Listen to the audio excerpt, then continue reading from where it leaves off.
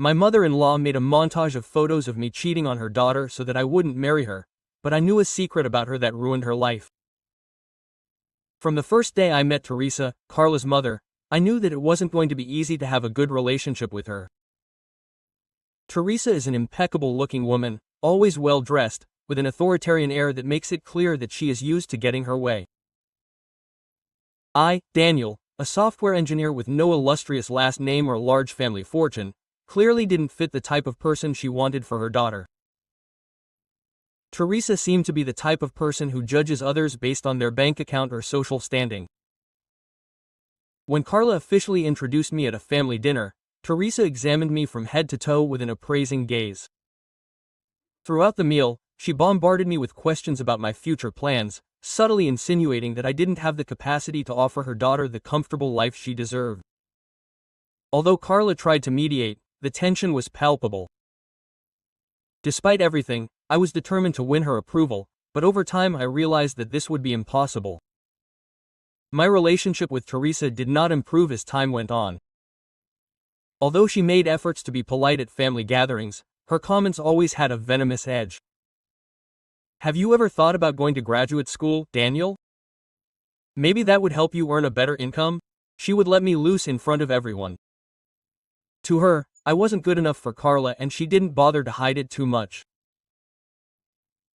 However, Carla and I had built a relationship based on love and trust, and that was all that mattered. Carla and I had been together for 4 years when we decided to get engaged. Our love was genuine and we had overcome many difficulties as a couple.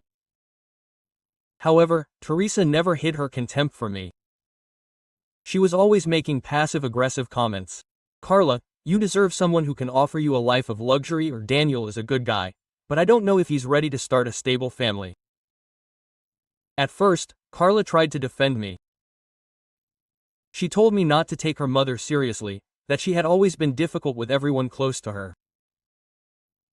But over time, the comments began to wear on our relationship. Despite this, when I proposed, Carla said yes, without hesitation. When we announced our engagement, Teresa had a look on her face that I will never forget. It was a mix of disbelief and disgust. It was as if she had just heard the worst news of her life. From that moment on, her hostile attitude went from subtle to completely open. Teresa criticized every decision we made about the wedding. She questioned the venue we had chosen for the ceremony, saying it was too simple. She made fun of the menu we had chosen, and she constantly suggested that we reconsider our choice of vendors. The situation was tense, but Carla and I tried to hold it together. However, things got out of control with barely a month to go until the wedding. Carla started receiving messages from an unknown number. At first, they were vague comments. Do you really know who your future husband is? Be careful, not everything is what it seems. We ignored the first messages thinking it was some kind of sick joke, but then the photos arrived. The images showed me hugging and kissing other women in what appeared to be bars and restaurants. The screenshots were accompanied by supposed chats of me with these women where I said things like, "I miss you, baby." I don't know how to keep fooling Carla. Carla was devastated. She showed me the photos with shaking hands. Daniel, tell me the truth. Is there something you're hiding from me? She asked me with tears in her eyes. I felt a mix of rage and desperation. I knew these photos were fake, but they were so well done that anyone could believe them. The shadows, the positions looked real. I swear this is a lie, I told her. I've never been with these women. Fortunately, Carla decided to give me the benefit of the doubt. I took the images to a friend who works in digital design. Within minutes he confirmed what I suspected. They were montages made with artificial intelligence. The technique was impressive, but there were mistakes, small deformations in the faces and misplaced shadows. That was the proof I needed to show Carla that it was all a farce. Although relieved, Carla was furious. Who would do something like that? She wondered. The messages kept coming, more and more insistent. Finally, one of them mentioned personal details that only someone very close to Carla could know. That's when I decided to take matters into my own hands and track down the origin of those messages. That night, Carla and I stayed up reviewing every detail of the images. It hurt me to see her doubt our relationship even for a second, but I understood her confusion. It's not just the editing, Daniel. Someone who knows us well is doing this, she said, clearly affected. That ignited my determination. I had to get to the bottom of it. I decided to find out. I used some tools to track the WhatsApp number that had sent the messages. With some technical help, I discovered that the number was registered to Teresa, my mother-in-law. I couldn't believe it.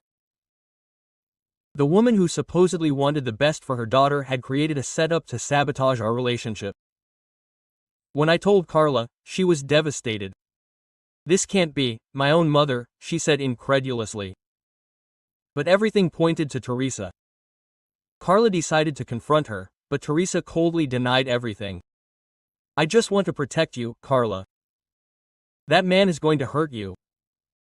It's better that you realize it now than later, she said without blinking. The confrontation was intense. Carla was torn between her love for her mother and the betrayal she had just discovered. Teresa, far from showing remorse, tried to justify herself by saying that she had done everything out of love. I don't want to see you suffer in a wrong marriage, he insisted. I was furious, but I decided not to make an immediate scandal. Instead, I planned something better. Carla was visibly shaken. She spent days in silence, trying to process what had happened. I don't understand how my mother could do something like that, she told me. Although I consoled her, I knew that her relationship with Teresa had changed forever. However, I wasn't going to let Teresa get away with her inconsistencies. I hired a private detective to do some digging into Teresa's life. What he uncovered was surprising, not to mention scandalous. Teresa was having an affair with a guy from the gym, a personal trainer she had met a few months ago. The detective obtained photos of them going in and out of a boutique hotel in the city, hugging and kissing in the parking lot. It was ironic. The woman who had falsely accused me of infidelity was actually cheating on her own husband, Carla's father. In addition to the photos, the detective provided me with records of their frequent encounters and compromising messages between Teresa and the coach. The hypocrisy of the situation left me astonished. I decided to do exactly what she had tried to do to me. I prepared an envelope with the photos and sent it to her husband, my father-in-law. The decision was not easy. I knew that this could cause great pain in the family, but I was also convinced that Teresa needed to face the consequences of her actions.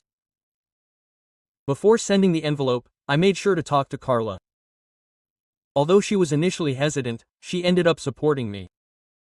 She destroyed the trust I had in her. Perhaps this will make her reflect, she told me. The result was devastating for Teresa.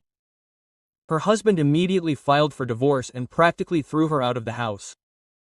The family found out about everything and her reputation was in tatters. The wedding went off without a hitch and Teresa never even showed up. Since then, Carla and I have been able to live peacefully without the toxic shadow of her mother. The following months were difficult for Teresa.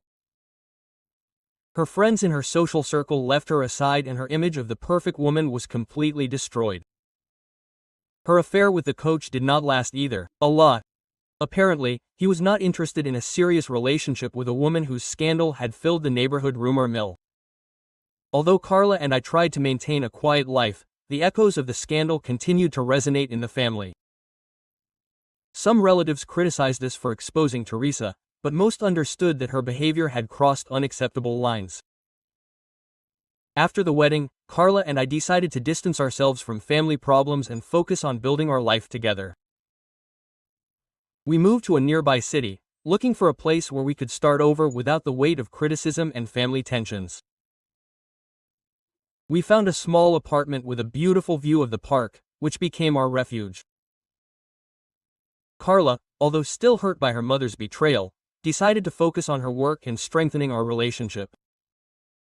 However, it was not easy.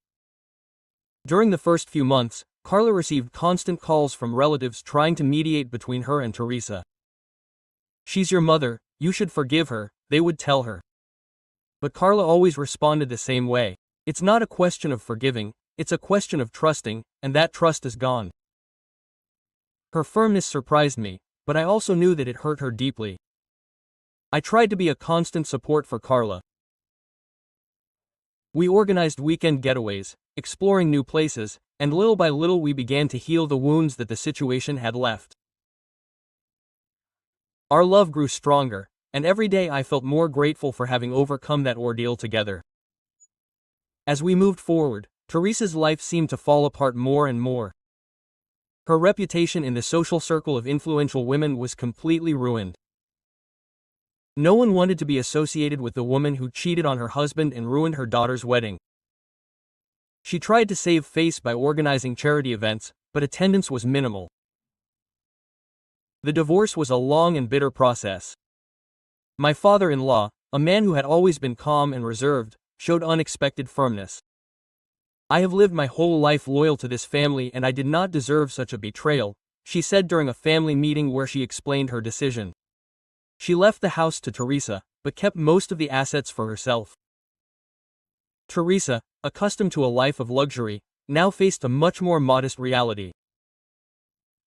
The coach she had been having the affair with left her shortly after the scandal broke. According to rumors, he was not interested in a serious relationship with someone whose name was on everyone's lips. Teresa, accustomed to being the center of attention for positive reasons, now received only looks of pity or disapproval. One day, about a year after the wedding, Teresa showed up unexpectedly at our door. Carla hesitated to answer it, but finally decided to confront her. Teresa looked different, thinner, with dark circles under her eyes and an air of defeat that she had never shown before. "I just want to talk," she said, her voice breaking. We sat in the living room and Teresa began to cry. "I know I messed up everything. I lost my husband, my reputation, and worst of all, my daughter. There's no excuse for what I did. I just want to ask for your forgiveness." Carla remained silent for a long moment.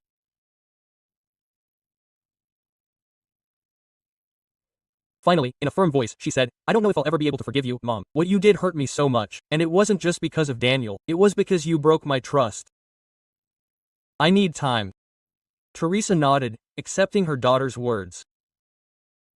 There was no emotional hug or immediate reconciliation, but it was a step forward. Update 1. It's been a while since all this happened, and the twists and turns in this story never cease to amaze me. After her public scandal and divorce, Teresa fell into a kind of social ostracism. Most of her friends abandoned her, and her life took a radical turn. However, what no one expected, least of all me, is that Teresa would end up marrying the same guy from the gym with whom she cheated on her husband. Yes, that's right. Apparently, after their initial relationship cooled down after the scandal, they saw each other again and ended up falling in love for real, or so they say. A few weeks ago we learned that they got married in a small ceremony on the beach, far from the city and without any family members present. The news reached us through a social media post by one of Teresa's old friends. The photos showed a different Teresa, dressed simply, with her hair natural, smiling next to the gym trainer. She seemed almost unrecognizable compared to the haughty and perfectionist woman we once knew. Carla looked at the photos with me and let out a wry laugh. Quote, "At least she seems happy, I guess," she said with a shrug. The wedding, from what we were able to find out, was discreet and modest, a great contradiction to the ostentatious life that Teresa used to lead. However, some details were still typical of her extravagant personality: imported flowers and an exclusively designed cake. It seems that despite everything, some things never change. Carla continues to have mixed feelings. On the one hand, she is still hurt by all the harm that her mother tried to do to her, but on the other hand, she says that she no longer holds a grudge. "Everyone lives their life as they want," she told me the other day with a sigh. I, for one, still can't believe how all this ended. Life sometimes has very strange ways of balancing things out. At least now Carla and I can live our love story without interference. Something curious is that Teresa, after so much time apart, has tried to re-establish communication with Carla. She sent a message saying that she wanted to talk and heal past wounds. Carla has not yet decided if she will give her that opportunity. I don't know if I'm ready for that, she told me. I understand her doubts. The wounds of Teresa's betrayal have not yet fully healed. The most surprising thing is that Teresa seems to have changed. Several acquaintances have told us that she has become more humble and less obsessed with appearances. Perhaps having hit rock bottom made her rethink many things. Despite everything, I wish her the best. It is not easy to see someone lose everything and then rebuild themselves from the ashes. Carla and I are still happily married. We learned a lot from this experience about the importance of trust, love, and the ability to forgive. Life goes on, and although the past has left its mark on us, we did not let it define our future. Sometimes I wonder if I will ever be able to see Teresa without remembering everything she tried to do. Maybe time will heal those wounds. For now, we are simply enjoying our life together. Update 2. What I am going to tell you now is something that shocked us all. Teresa's situation took an even more surprising and chaotic turn. It turns out that her marriage to the gym trainer, which seemed to have given her stability after all the scandal, ended in a disastrous way. A few months ago, Carla received an unexpected call from her mother, who was completely desperate. Teresa had discovered that her new husband, the coach, had emptied all her bank accounts and disappeared without a trace. Apparently, he had been planning this for some time, taking advantage of Teresa's trust to gain full access to her money. The economic blow was devastating. Not only did Teresa lose all her savings, but she was also left with debts, since the coach had taken out loans in her name. To make matters worse, when she tried to report him to the authorities, she discovered that he had fled the country. The news spread quickly among the few people who still kept in touch with Teresa. Her reputation, which was already on the rocks, was further damaged.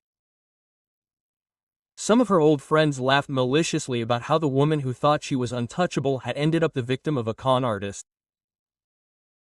Despite everything, Carla couldn't help but feel compassion for her mother. "She's my mother, even if she's made unforgivable mistakes," she told me. We decided to offer her help, but with clear conditions. Teresa temporarily moved into a small apartment we rented for her near our house, but we made it clear that it would be temporary until she could stabilize on her own. Living together hasn't been easy. Teresa has had to face the reality that she no longer has the control she used to have over her life or over us. However, she slowly seems to be learning lessons in humility. She has started looking for a job, something she hasn't done since she was younger. Watching her adjust to a much more modest life has been strange, but also encouraging. Oddly enough, this experience has brought Teresa and Carla a little closer. Seeing her so vulnerable reminds me that she is human despite everything, Carla confessed to me. I don't know what the future holds for Teresa, but I hope this hard lesson will help her change for the better. Life has strange ways of teaching us lessons. And although Teresa tried to ruin my relationship with Carla, she is now in a position where she depends on our kindness to get by. The irony is striking, but I also believe there is room for forgiveness and growth. We will move forward, taking each day as an opportunity to be better and hoping that Teresa can find her own path to redemption. Update 3. It has been several months since Teresa temporarily moved into the apartment we rented for her. The experience has not been easy for anyone, but it has brought with it changes that we never imagined possible. Teresa, who was once an arrogant and controlling woman, has taken significant steps toward redemption. She found work as an administrative assistant at a small service company. It is not the glamorous position she used to aspire to, but she has accepted it with humility, aware that she needs to start over from the bottom. What has been most surprising has been her change in attitude. Teresa, who used to look down on those who were considered below her social status, now speaks with respect and admiration of her coworkers. She once confessed to us that she had no idea how hard people work every day. Carla and her mother have slowly managed to rebuild their relationship. It's been a bumpy ride, but both have found space for forgiveness. While Teresa still carries the weight of her mistakes, she seems genuinely remorseful. "I've made so many mistakes, but thank you for not turning your back on me," she told Carla in a conversation that marked a turning point for them both. Our lives have moved forward with peace and stability. Teresa's presence no longer creates the tension it once did, and while we will never forget what she did, we have chosen not to let resentment define our lives.